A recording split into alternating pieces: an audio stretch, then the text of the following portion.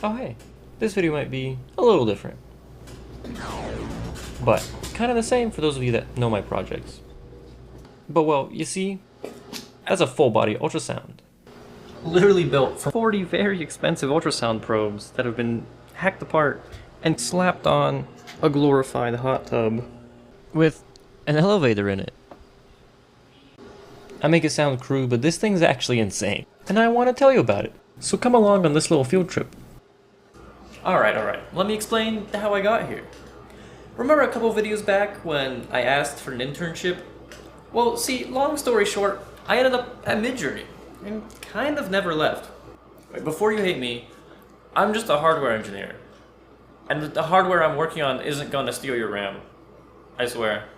Actually, what am I working on? Anyways, see, the research lab recently announced this full-body ultrasound thingy, so now I can finally tell you about it. See, the idea is very simple.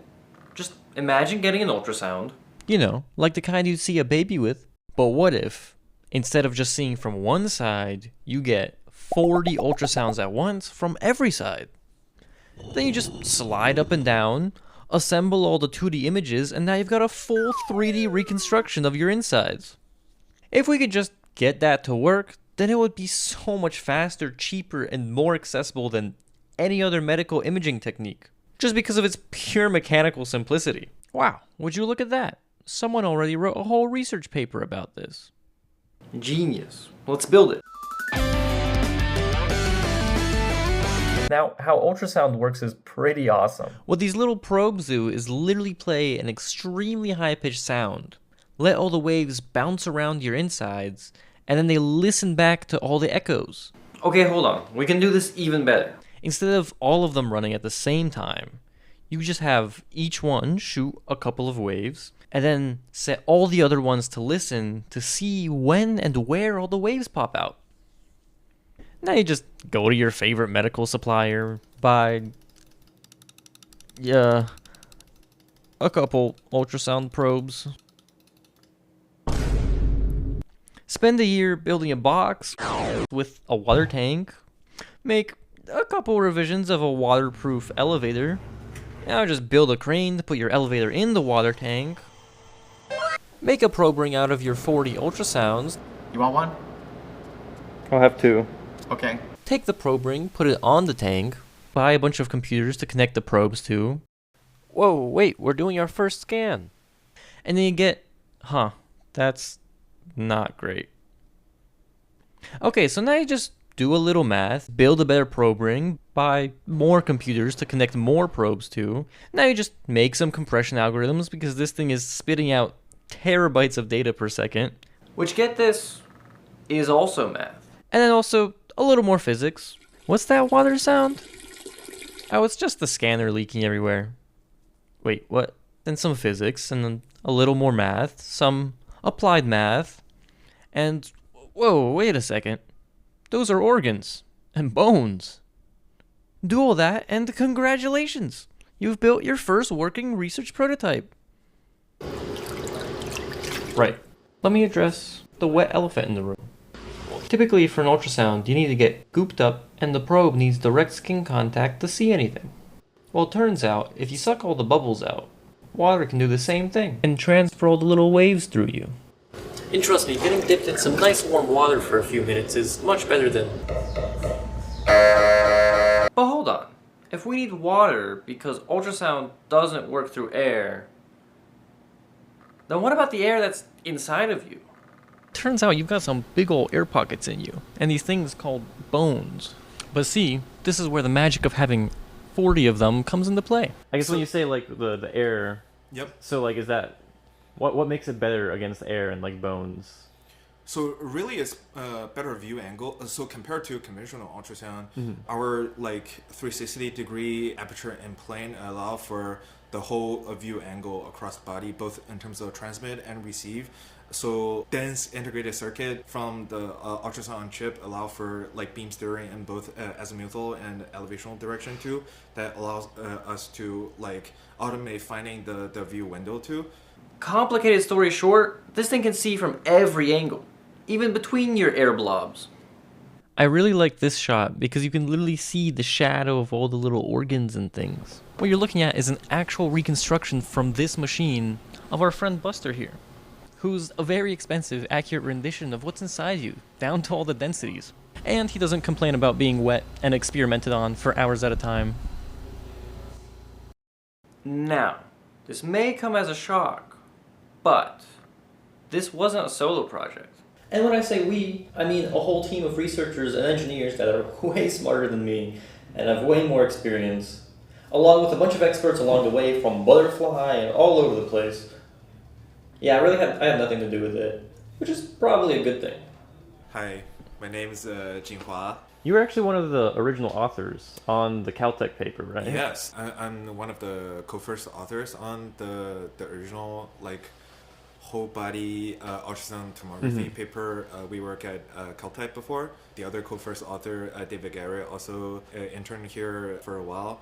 And pretty exciting that we get to sort of continue our PhD research at such much larger scale, much more ambitious mission here. Alex Christopherson, software engineer. I was the first software hire on the body scanner, so I've done everything from machine or probe bring up all the way up to doing some cloud recon stuff. These are bones. This is my arm. Wow. My little fingers. Nice fingers. Right? See, what Alex is showing me here is the outputs from this little teeny 8-probe mini tank. Yeah, so the big one has 40 and then this one is just 8. This thing is fun because it's more meant for demos and things, so you can see everything in real time. Wait, so you actually calibrate the water temperature so you can get the speed of sound right? Yeah, so the delays are determined by the speed of this signal going through the water. So the slower the speed of sound, the slower it takes to do everything else. This on the side. Very professional test setup. Okay. You hold it in, and then lower. Right now he's just roughly calibrating the alignment of everything. Trust me, it's a little more advanced on the big one. Okay, it's good enough. So is this processing on the little computer, or is it actually on the... No, this is only the 8 probe setup. Right. So and then we're doing very, very little processing in real time. So it's only on these 2 commodity machines and then a little controller that manages both of the compute nodes. So this is heavily tuned down so that the captures are really fast. Right. The slower the captures are, then the more motion blur that you got, and then the less real time it's going to be. But also the more detail you make out, right? Yeah, I see. Yeah, it's definitely a compromise. Oh, you can totally see your bone in there. I know, right? Okay, now it's gonna crash for a second. You're gonna cut all of this out. Okay, now it's gonna be pretty stable, I think. And then on the right side is a more high res reconstruction, a little bit more post processing, so we can do it real time. Like really, you should get one where it's Look familiar? I'm sorry, this probably doesn't look very entertaining, but this is so cool. Dip your hand in a little pool and be able to see all your little bones and muscles without hiding behind the radiation shield is kind of awesome. I guess how has it evolved from that original paper to where it is now? What would you say were the biggest changes and biggest upgrades? Honestly, the system itself is at a level of integration that we never dreamed of at Caltech before. To be honest, the phased array we used for detection at Caltech was actual handmade. We actually basically have to get those polymer piezoelectric material and hand solder all the backend electronics. That makes the level of integration just bad. Compared to here, partnering with Butterfly Network, we're able to use the ultrasound on chip technology, which allow for just much better level of integration that we would never be able to dream of, hand making our own piezoelectric array.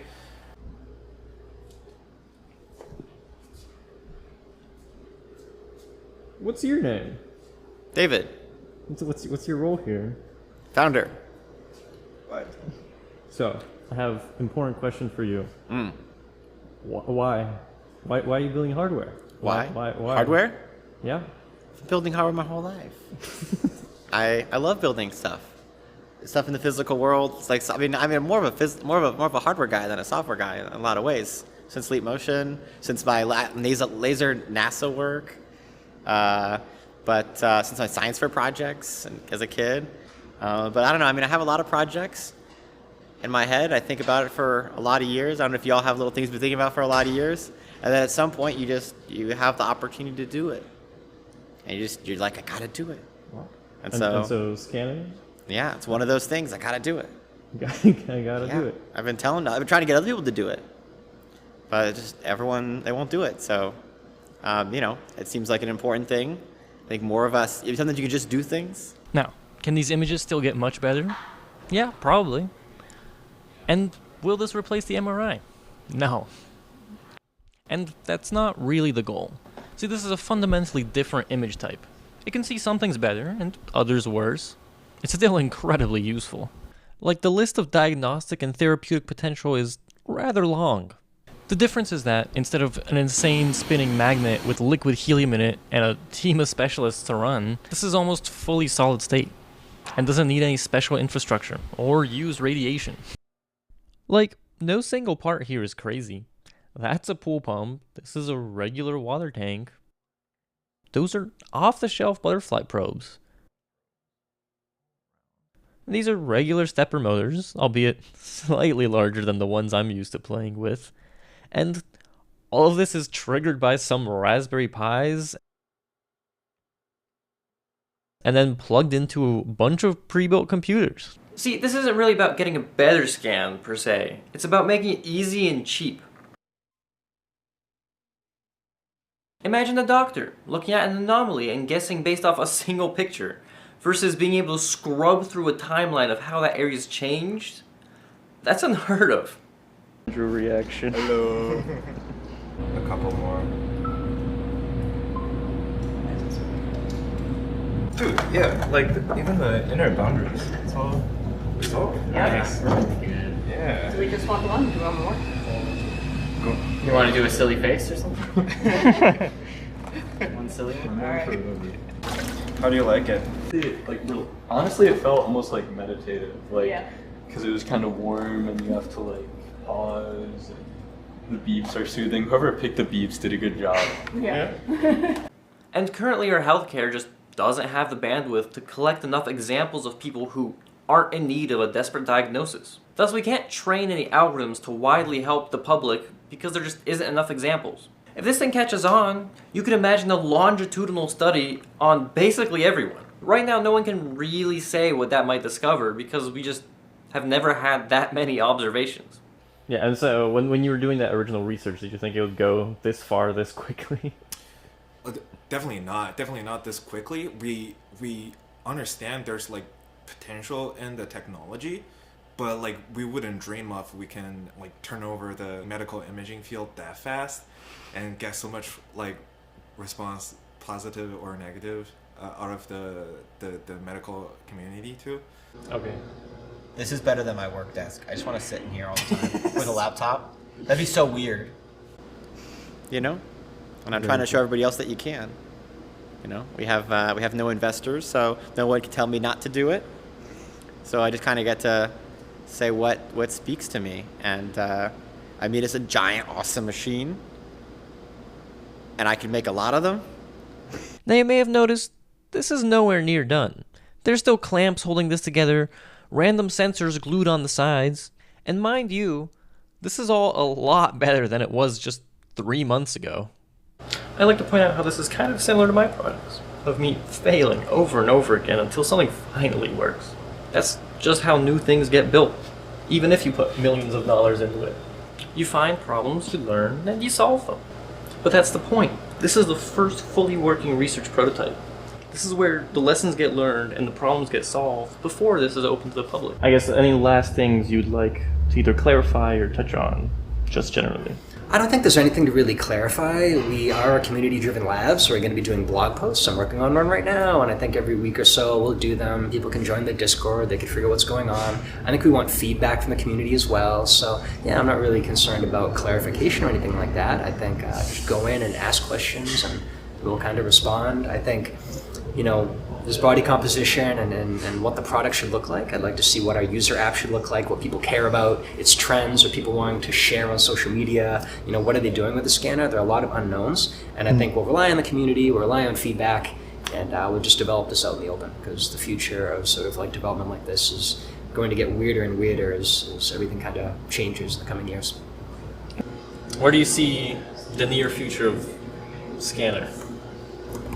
I mean, we're gonna like take a lot of scans, and we're gonna show people the scans, and we're gonna get the spa getting ready, and we're gonna show more of the spa, and then we're gonna have the next scanner, the Gen 2 scanner, which is gonna be like totally different and crazier. More better. More better. I want to say exactly, but like more better. More better. More better. Yeah. That's so we'll too show much that better. off. Well, yeah, it's gonna be pretty better. And then eventually we'll have the Gen 3 scanner, which will be the more better. Or That's a 3 lot more. better. It's a lot better. The Gen 3 one's the one where we have the custom chips and silicon, and it gets all really weird and custom for us. But that's like the final one for a while. Then we make a lot of them. We gotta make 10,000 of them. We'll have an assembly line. That's a lot. Yeah. We'll have a video of you working the assembly line. It's gonna be so Oh, I'm good. gonna be in the factory. Yeah, in a factory. I think the biggest question for you is, where does it currently stand with the FDA? And like, what are the next big steps?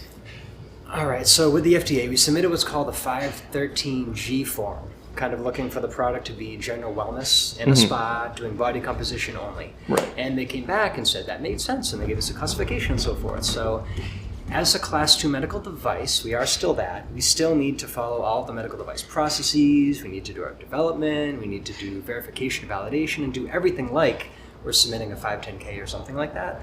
But when we're done with all of our testing, which is fully auditable and so forth, we go ahead and just open the spa and open the device. We don't need to submit it to the FDA and ask their permission to do body composition. So that's where we are right now. And also I should note that by being body composition, we're able to speed run and open the spa on the device much faster. I see. If we tried to do more, we'd have to delay like 9 months or more. Okay. So we kind of get this thing out there for body composition. We get lots of information, lots of data, and lots of evidence to do more than that, because we don't do anything without evidence. Right. When that's done, if we want to do anything else, we need to go up the ladder and do like submissions to the FDA, wait for their feedback, and they're called indications for use. The FDA cares about how you market, so we're body I see. composition. If you're curious, you can find out some more information here. And they're always looking for talent. So if you're interested, check out the hiring page. I leave you with this message. It's the same message as all my videos. Build the future you want. Don't wait for someone else to do it. No, you don't have to start with a whole ass medical scanner. Start small. Build something new. Not something comfortable and lame to increase shareholder value. And the more you do of that, the more interesting this place will become. Trust me, you're not alone in building new things. You don't have to do it solo. There's plenty of people willing to help build a better future all around you. You just have to put in a little effort to find them sometimes. I hope you enjoyed me showing you a project I thought was really cool. And don't worry, I'm still working on my usual video shenanigans, so subscribe if you want to see that. And really, thank you all for watching and helping me reach places I never expected. Go build something cool. Or literally anything, really. Thanks for watching, and I'll see you next time.